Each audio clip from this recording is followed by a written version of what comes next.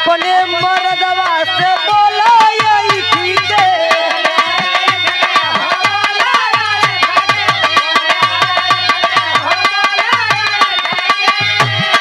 खाना बनावे तो रोवे बैठी के।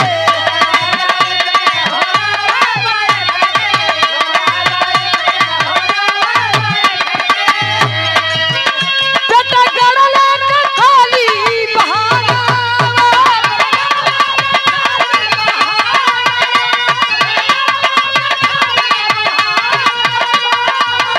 बेटा गड़ले के खाली बहाना।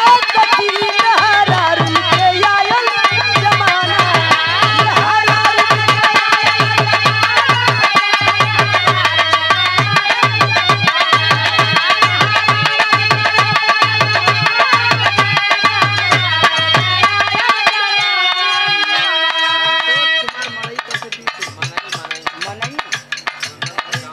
और देखिए हमारे बड़े भैया संतोष कुमार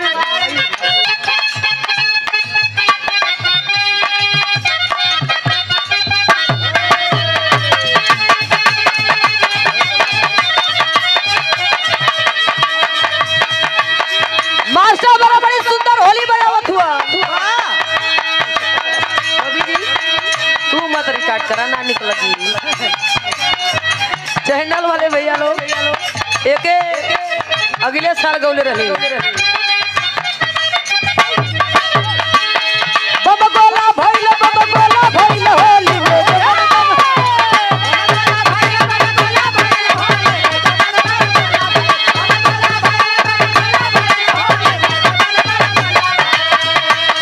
बम गोला भइल होली में।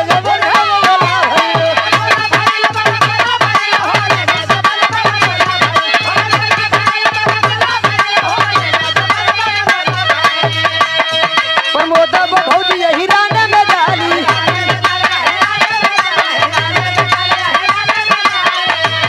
प्रमोद भौजी यही राने में डाली।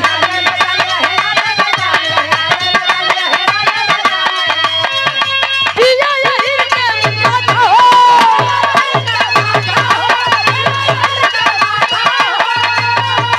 पिया यही के माथा हो।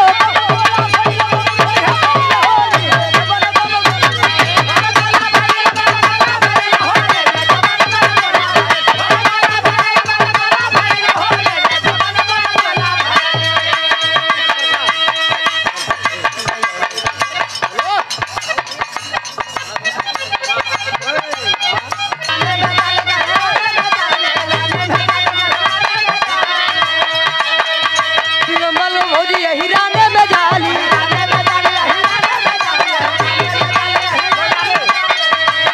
शिवमंगल भौजी को ही राने में डाली।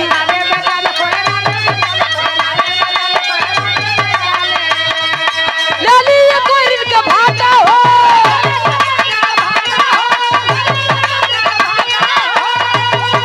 लाली ये कोई इनका भाटा हो।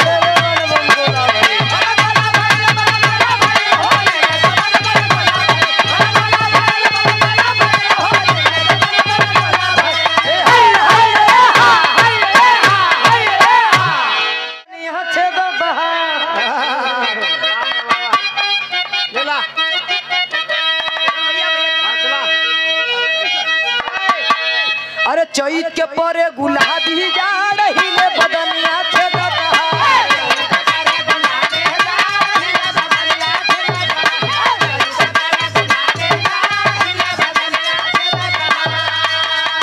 चैत के परे गुलाबी जाड़ हिले बदनिया छेदत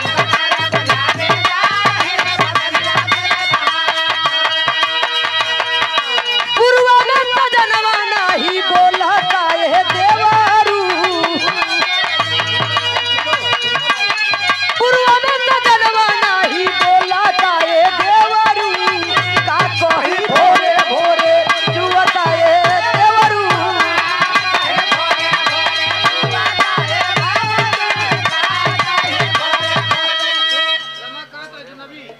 रमाकांत अजनबी भैया आपकी ओर से कौनो भौजाई कहलस है चुए दहो तो भोर हरिया हो भर दे बतोहरी डलरी